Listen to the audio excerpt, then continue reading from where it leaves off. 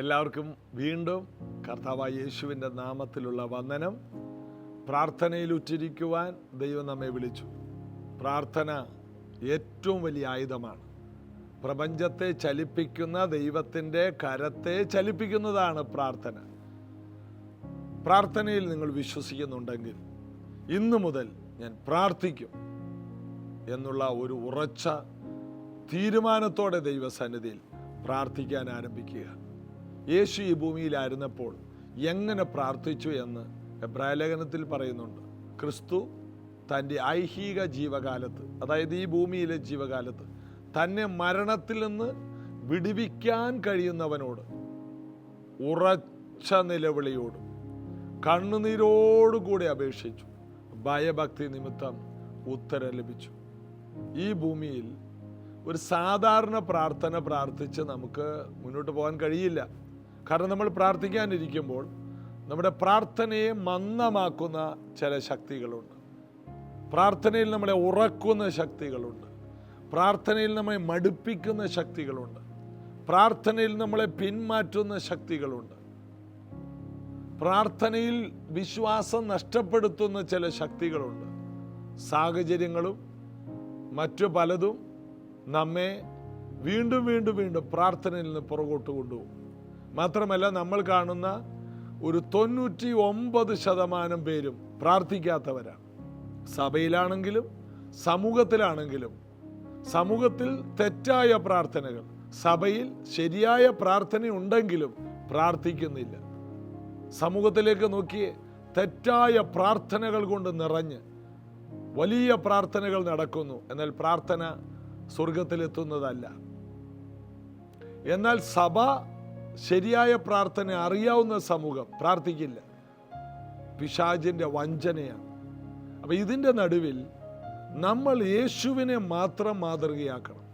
വിശ്വാസത്തിൻ്റെ നായകനും പൂർത്തി വരുത്തുന്നവനുമായി യേശുവിനെ നോക്കാൻ എബ്രായ ലേഖനം 12 നമ്മൾ വായിക്കുന്നു.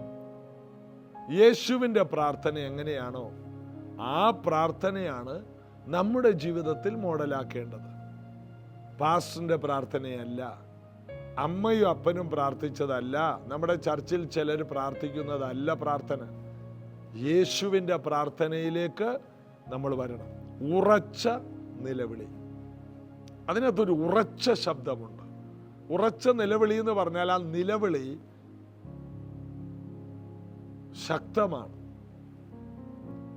പറയുന്ന വാക്കുകളിൽ വളരെ സ്പഷ്ടമായ വാക്കുകളാണ്. ഉറച്ച നിലവിളി. അതിനകത്ത് കണ്ണുനീരുണ്ട്, ഭയഭക്തിയുണ്ട്, അഭയയാചനയുണ്ട്. ഉത്തരം ലഭിച്ചു എന്നാണ്. യേശുവിൻ്റെ പ്രാർത്ഥനയ്ക്കെല്ലാം പിതാവ് ഉത്തരം കൊടുത്തു. അതുകൊണ്ടാണ് ലാസറിൻ്റെ കല്ലറക്കൽ നിന്നുകൊണ്ട് യോഹന്നാന്റെ സുവിശേഷം 11:41-42 വായിക്കണം. പിതാവേ, നീ എപ്പോഴും എൻ്റെ അപേക്ഷ കേൾക്കുന്നു എന്നുള്ളത് ഞാൻ അറിയുന്നു. എത്ര ധൈര്യമാണ്! എപ്പോഴും എൻ്റെ അപേക്ഷ കേൾക്കുന്നു. അതിൻ്റെ അർത്ഥം എന്താ? മോനായതുകൊണ്ടല്ല, ആ പ്രാർത്ഥന അത്ര ഉറച്ചതും വ്യക്തവും ആഴവും പിതാവിനെ സ്പർശിക്കുന്നതും ആനന്ദിപ്പിക്കുന്നതുമാണ്. നമുക്ക് പ്രാർത്ഥിക്കാൻ കഴിയും. കുഞ്ഞുങ്ങളെ നമുക്ക് പ്രാർത്ഥിക്കാൻ കഴിയും. ഈ ദിവസങ്ങളിൽ ഇതൊരു വെല്ലുവിളിയായിട്ട് എടുക്കണം. എൻ്റെ പ്രാർത്ഥനയെ ഞാൻ പുറത്തെടുക്കും. എൻ്റെ വിശ്വാസത്തെ ഞാൻ പുറത്തെടുക്കും. എൻ്റെ മറുപടി കാണാതെ ഞാൻ എഴുന്നേൽക്കില്ല. അങ്ങനൊരു പ്രാർത്ഥനയ്ക്ക് നമ്മൾ വില മുടക്കിയിരിക്കുമെങ്കിൽ അത്ഭുതങ്ങൾ കണ്ടിരിക്കും. കുടുംബം അനുഗ്രഹിക്കപ്പെട്ടിരിക്കും. ഇന്നത് കേൾക്കുന്ന പലരെയും പരിശുദ്ധാത്മാവ് ഇതിനു വേണ്ടി തൊടട്ടെ. ചേർന്ന് പാടി നമുക്ക് യേശുവിനെ ആരാധിക്കാം.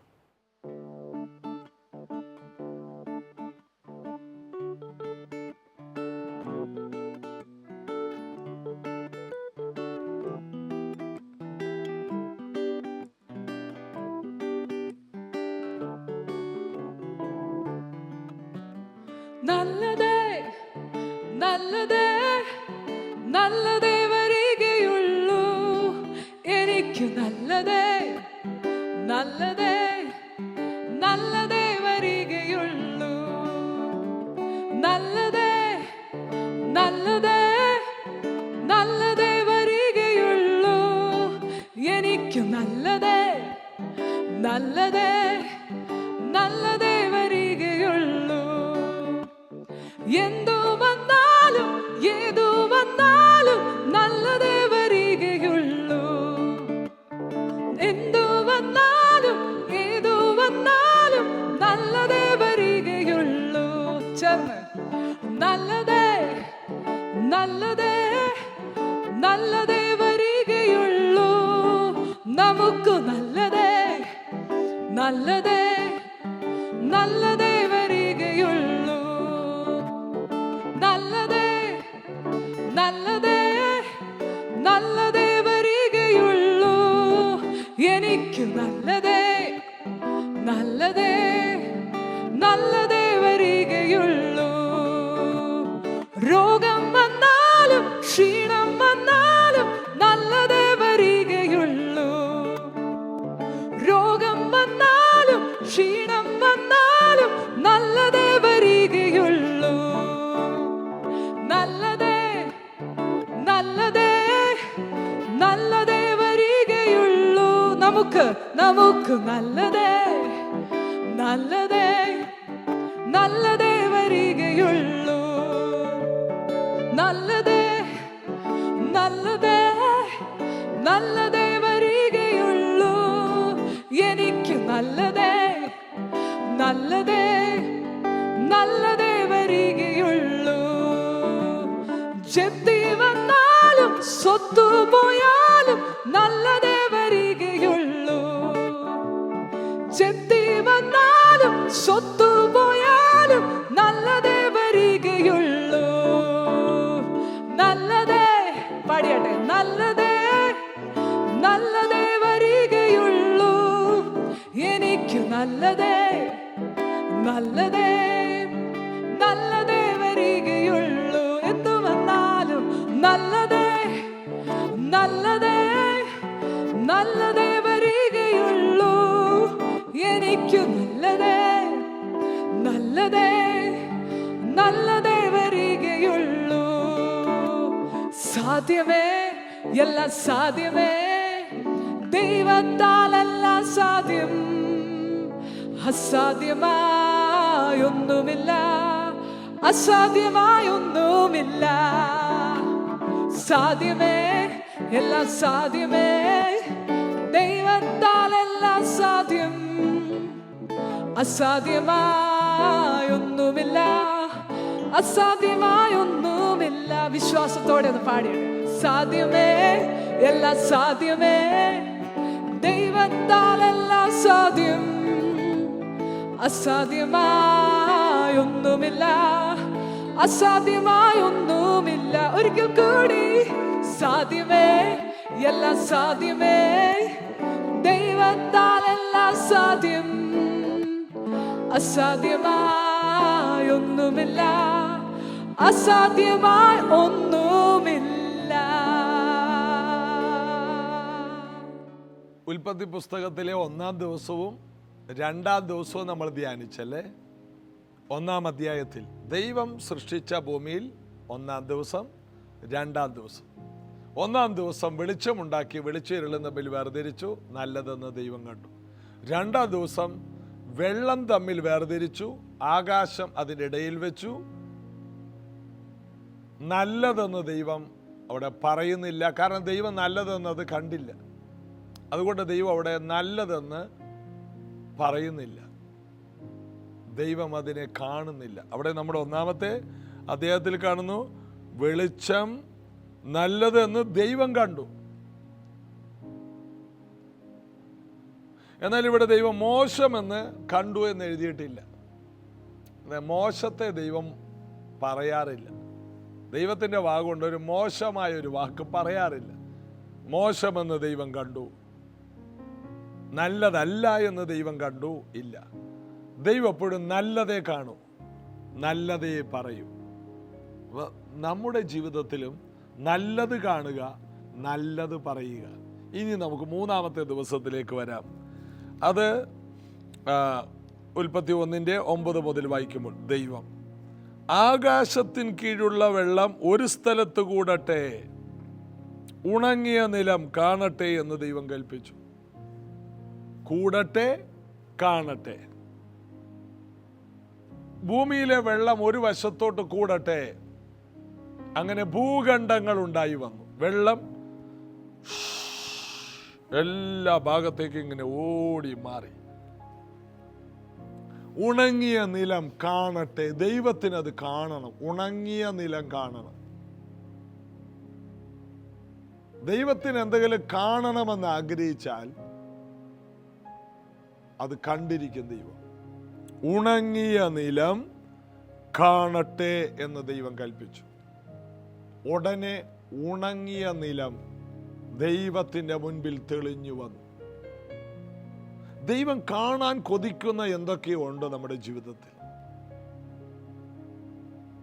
എന്തൊക്കെയോ മുളപ്പിക്കാൻ പറ്റിയ ഒരു നിലം, ഒരു നല്ല നിലം. അതാണ് യേശു പറഞ്ഞത്, വിതയ്ക്കുന്നവൻ വിത്ത് വിതയ്ക്കാൻ പുറപ്പെട്ടു. ചിലത് വഴിയറമ്പത്ത് വീണു, പറവജാതി കൊത്തിക്കൊണ്ടുപോയി. ചിലത് പാറസ്ഥലത്ത് വീണു, വേരില്ലാത്തത് കൊണ്ട് മുളച്ചു വന്നത് ഉണങ്ങിപ്പോയി. ചിലത് മുള്ളിനിടയിൽ വീണു, മുള്ളും വളർന്ന് നല്ലതിൻ്റെ ഒപ്പം വളർന്ന് മുള്ള അതിനെ ഞെരുക്കി കളഞ്ഞു. എന്നാൽ ചിലത് നല്ല നിലത്ത് വീണു, 30, 60, 100 മേനി വിളവുണ്ടായി. നല്ലത്. ദൈവം നല്ല നിലത്തെ കാണാൻ കൊതിച്ചു. ഈ ദിവസങ്ങളിൽ നല്ല നിലം കാണട്ടെ. ഒത്തിരി പേര് ദൈവവചനം കേട്ടാ പോരാ, നല്ല നിലം കാണട്ടെ. ദൈവത്തിന് എന്തോ അവിടെ മുളപ്പിക്കാനുണ്ട്. വെള്ളം മാറി നിൽക്കട്ടെ. വെള്ളമെല്ലാം പല ഭാഗത്തേക്ക് മാറി നിന്നു. നല്ല നിലം കാണട്ടെ. യേശു ഈ ഭൂമിയിൽ വന്നപ്പോൾ നല്ല നിലങ്ങൾ കണ്ടു. ഒരുത്തൻ രാത്രി മുഴുവൻ അധ്വാനിച്ചിട്ട് ഒന്നുമില്ല, അവന്റെ വള്ളത്തിലോട്ട് കയറി. അവൻ ശൂന്യനാണ്, പാപിയാണ്, മഹാപാപിയാണ്. എന്നാൽ അവന് നല്ലൊരു നിലമുണ്ട്, അവന്റെ ഹൃദയം. ബെറിയോനെ ശിമോനെ, ഞാൻ നിന്നെ പത്രോസാക്കി മാറ്റും.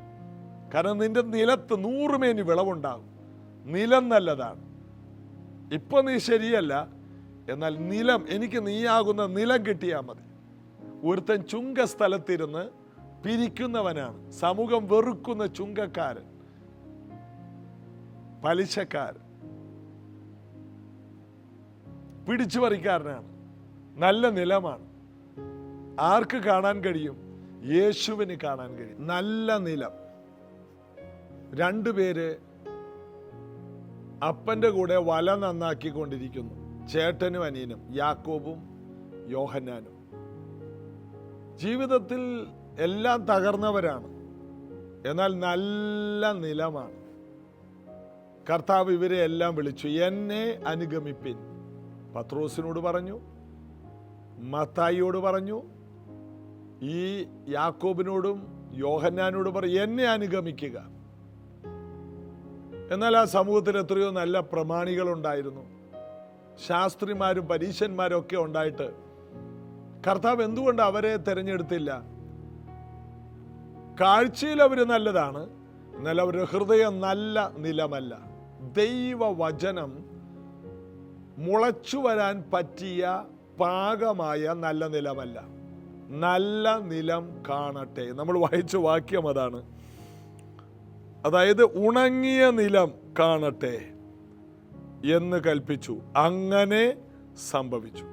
ഉണങ്ങിയ നിലം, നല്ല നിലം, എന്തെങ്കിലുമൊക്കെ മുളപ്പിക്കാൻ പറ്റിയത്. അടുത്തത് നമ്മൾ വായിക്കുന്നു, ഉണങ്ങിയ നിലത്തിന് ദൈവം ഭൂമിയെന്നും വെള്ളത്തിൻ്റെ കൂട്ടത്തിന് സമുദ്രമെന്നും പേരിട്ടു. നല്ലതെന്ന് ദൈവം കണ്ടു. ദൈവം ഇതിനെ നല്ലതെന്ന് പറയുന്നുണ്ട്. അടുത്തത്,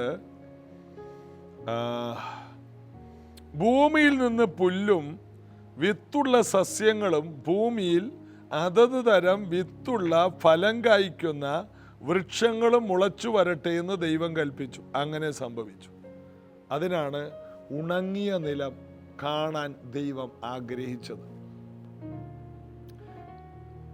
ഇന്ന് ഭൂമിയിലുള്ള സകല ജീവികളും ജീവിച്ചിരിക്കുന്നതിന്റെ കാരണം വിത്തും ഫലങ്ങളുമാണ്. ഈ സസ്യങ്ങൾ തരുന്ന ഓക്സിജനാണ് നമ്മുടെ നിലനിൽപ്പ്. ഇന്ന് ഭൂമിയിലുള്ള ഒരു നല്ല ശതമാനം ഓക്സിജൻ നമുക്ക് തരുന്നത് ആമസോൺ കാടുകളാണ്. അവിടെ ആരുമില്ല. ആമസോൺ കാട് അവിടെ ആരും പോകാറില്ല, അതിങ്ങനെ കിടക്കുകയാണ്. അവിടുന്ന് നമുക്ക് ആവശ്യമുള്ള ഓക്സിജൻ കിട്ടുന്നുണ്ട്.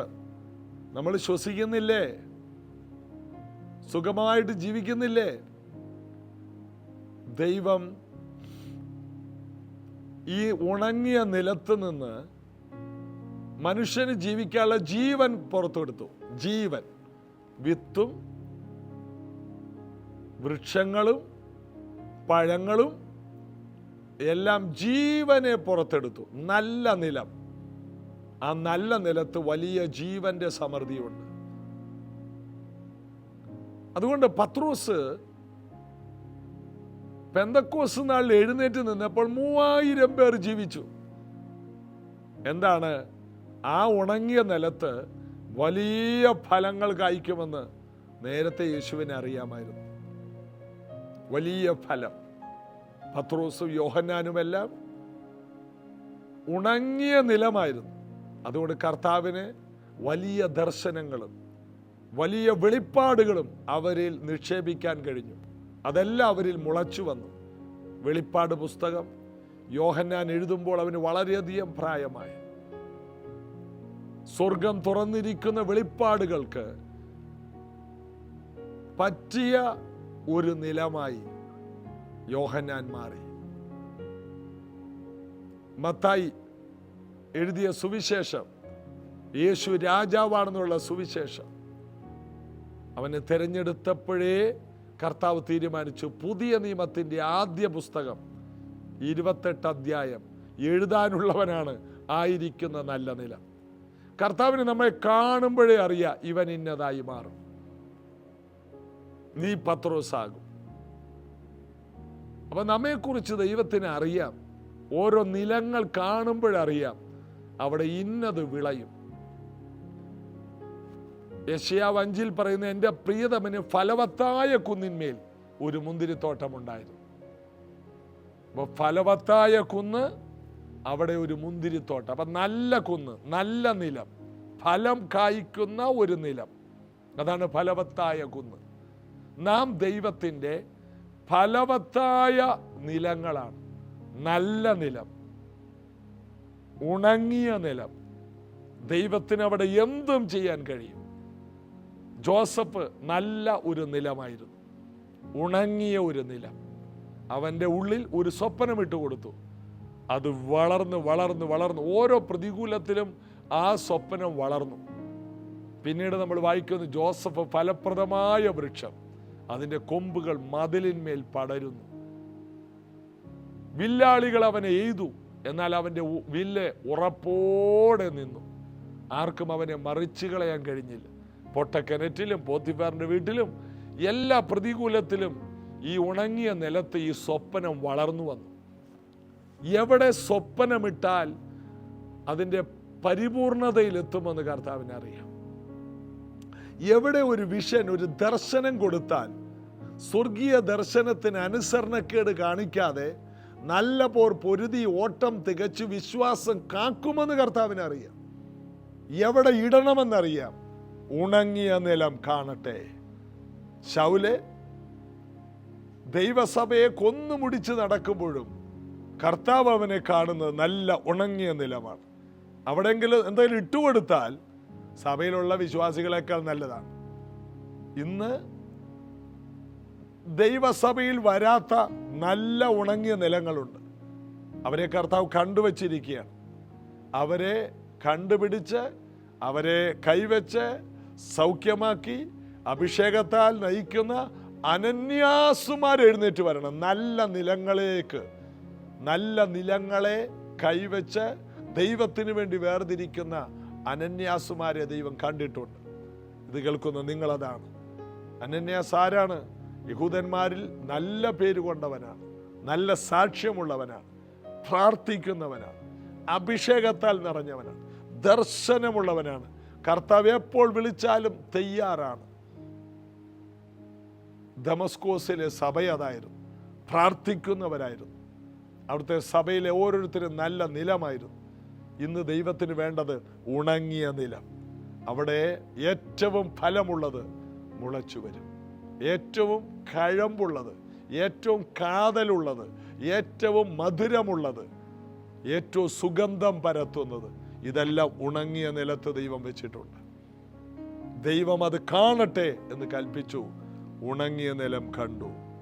പിന്നെ നമ്മൾ വായിക്കുന്നു, അങ്ങനെ സംഭവിച്ചു. ഭൂമിയിൽ നിന്നും പുല്ലും അതത് തരം വിത്തുള്ള ഫലം കായ്ക്കുന്ന വൃക്ഷങ്ങളും മുളച്ചു വന്നു. നല്ലതെന്ന് ദൈവം കണ്ടു. സന്ധ്യയായി ഉഷസ്സായി മൂന്നാം ദിവസം. നല്ലത്. മനുഷ്യനുണ്ടായിട്ടില്ല, പർവ്വജാതി ഉണ്ടായിട്ടില്ല, ഭൂമിയിൽ ഒരു ജീവികളെയും ദൈവം ഉണ്ടാക്കിയിട്ടില്ല. അതിനു മുമ്പേ അവർക്ക് കഴിക്കാനുള്ളതെല്ലാം ദൈവം ഉണ്ടാക്കി. ദൈവം എല്ലാം ഓർഡറായി ചെയ്യുന്ന ദൈവമാണ്. ഈ കുരുവികളെ കണ്ടിട്ടുണ്ടോ? മുട്ടയിട്ടിട്ടല്ല കൂട് കെട്ടുന്നത്, കൂട് കെട്ടിയിട്ടാണ് മുട്ടയിടുന്നത്. എല്ലാറ്റിനും ഒരു സീസണുണ്ട്. ദൈവത്തിന് എല്ലാറ്റിനും ഒരു ഓർഡറുണ്ട്. നല്ല നിലം കർത്താവിന് കിട്ടിയാൽ അവിടെ ദൈവം പൊന്നു വിളയിക്കും. നീയാകുന്ന നല്ല നിലത്തെ കർത്താവിൻ്റെ കയ്യിലോട്ട് കൊടുക്കാമോ? നിന്നിൽ കർത്താവ് വലിയ അഭിഷേകം, വലിയ ഭാവിയെ നിന്റെ ജീവിതത്തിൽ കെട്ടിപ്പണി. എന്നാൽ പലരുടെയും ജീവിതത്തിൽ നല്ല നിലമല്ല, കള വന്ന് വിതച്ചേക്കാണ്. ഇന്ന് കാണുന്ന ലോകത്തിലുള്ള മുഴുവൻ ചരക്കുകൾ ഇറക്കി വെക്കുന്നത് ദൈവം വേർതിരിച്ച നല്ല നിലങ്ങളിലാണെന്ന് ഓർക്കുമ്പോൾ ദുഃഖമുണ്ട്. മൊബൈലിൽ വരുന്ന മുഴുവൻ വഴുക്കുകൾ, ഇന്നത്തെ ഇന്റർനെറ്റിൽ വരുന്നത്, ലോകത്തിൻ്റെതായ എല്ലാ വാർത്തകളും, തെറ്റായ ജീവിതശൈലികൾ എല്ലാം ഇറക്കി വെക്കുന്ന, എല്ലാ വേസ്റ്റും ഇറക്കി വെക്കുന്ന ഒരു നിലമായി നല്ല നിലം, ഉണങ്ങിയ നിലം തീർന്നു. എന്നാൽ ദൈവത്തിന് ഇന്നും മത്തായിയെ ആവശ്യമാണ്. ദൈവത്തിന് ഇന്നും ചില പത്രോസിനെ ആവശ്യമാണ്. ദൈവത്തിന് ഇന്നും ചില ശൗലിനെ പൗലോസാക്കാനുണ്ട്. പല ശീമോന്മാരെയും പത്രോസാക്കാനുണ്ട്. നല്ല നിലം ദൈവത്തിനെ കാണണം. നദനിയേലിനെ കണ്ടപ്പോൾ പറഞ്ഞു, സാക്ഷാൽ ഇസ്രായേലിൽ ഇവനിൽ കപടമില്ല. നല്ല നിലം. നീ വലിയത് കാണും. നദനിയേലിനോട് പറഞ്ഞു. ആ നിലത്തിന്റെ മൂല്യം യേശുവോടെ പറഞ്ഞു, ഇവനിൽ കപടമില്ല. ഒരുക്കപ്പെട്ട നല്ല ഫലം കായ്ക്കാൻ പറ്റിയ വ്യക്തിത്വങ്ങൾ. ഇതെല്ലാം കേൾക്കുന്ന ഓരോ പ്രിയപ്പെട്ടവരും നിങ്ങളുടെ ജീവിതം തെറ്റായതിൽ നിന്ന് എല്ലാം മുള്ളും പറക്കാരെ എല്ലാം പറിച്ചു കളഞ്ഞ്, കല്ല് പെറുക്കിക്കളഞ്ഞ് നല്ല നിലമായി, ഒരു ഉണങ്ങിയ നിലമായി, ദൈവത്തിന് പ്രവർത്തിക്കാൻ പറ്റിയ ഒരു നിലമായി ഒന്ന് ഒരുങ്ങിയിരിക്കാമോ? ഇതാ കർത്താവിൻ്റെ ദാസി. അവിടെ അത്ഭുതങ്ങൾ നടക്കും. യേശുവിൻ്റെ ശക്തി അവിടെ വ്യാപരിക്കും. രാജാവ് എഴുന്നേറ്റ് വരും. അതാണ് മറിയയുടെ ചരിത്രത്തിലൂടെ നാം പഠിക്കുന്ന പാഠം. നമുക്ക് വിശ്വസിക്കാം, കർത്താവ് നമ്മെ ഉപയോഗിക്കും. ഇത് അല്ലെങ്കിൽ ഇത് കേൾക്കേണ്ട ഒരാവശ്യമില്ലല്ലോ. ഏറ്റവും നല്ലതായി നാം മാറും. ആയിരങ്ങൾക്ക് നമ്മളൊരു അനുഗ്രഹമാകും. പ്രാർത്ഥിക്കാം. യേശുവിൻ്റെ നാമത്തിൽ ഇന്ന് ഈ വചനം കേട്ട ഓരോ പ്രിയപ്പെട്ടവരും ഈ കാലഘട്ടത്തിൽ ദൈവം കണ്ടിട്ടുള്ളതിൽ വെച്ച് ഏറ്റവും നല്ല നിലങ്ങളായി മാറട്ടെ. ഉണങ്ങിയ, കർത്താവിന് ഏറ്റവും നല്ല ഫലങ്ങളെ വിളയിക്കാൻ പറ്റിയ നിലങ്ങളാകട്ടെ. ദൈവത്തിന് പ്രയോജനപ്പെടുന്ന, ദൈവത്തിൻ്റെ പദ്ധതികൾക്ക് പ്രയോജനപ്പെടുന്ന നല്ല നിലമായി, ഫലപുഷ്ടിയുള്ള നിലമായി ദൈവഹിതപ്രകാരം ഒരുക്കപ്പെടട്ടെ. എല്ലാ വ്യക്തികളും അതുപോലെയാകട്ടെ. കർത്താവിൻ്റെ കൈകളിൽ ഏൽപ്പിക്കുന്നു. അവരെ അനുഗ്രഹിക്കുന്നു. അവരുടെ പ്രാർത്ഥനകൾക്ക് മറുപടികൾ ഉണ്ടാകട്ടെ. എല്ലാ കുടുംബങ്ങളിലേക്ക് ദൈവശക്തി ഇറങ്ങട്ടെ. ഞാൻ ഈ കുടുംബങ്ങളെ അനുഗ്രഹിക്കും. യേശുവിൻ നാമത്തിൽ പിതാവേ, ആമേൻ. നല്ല നിലത്ത് വിത്തെറിയും. വചനമെന്ന വിത്ത് അവിടെ പരിശുദ്ധാത്മാവ് പ്രവർത്തിക്കും. വലിയ വിളവുണ്ടാകും. ഒരുക്കപ്പെട്ടവരായി, നദനിയേലിനെ പോലെ നല്ല സാക്ഷ്യമുള്ളവരായി നമുക്ക് ജീവിക്കാം. നാളെ നമുക്ക് അനുഗ്രഹിക്കപ്പെട്ട പ്രാർത്ഥന ഇതേ സമയത്തുണ്ട്.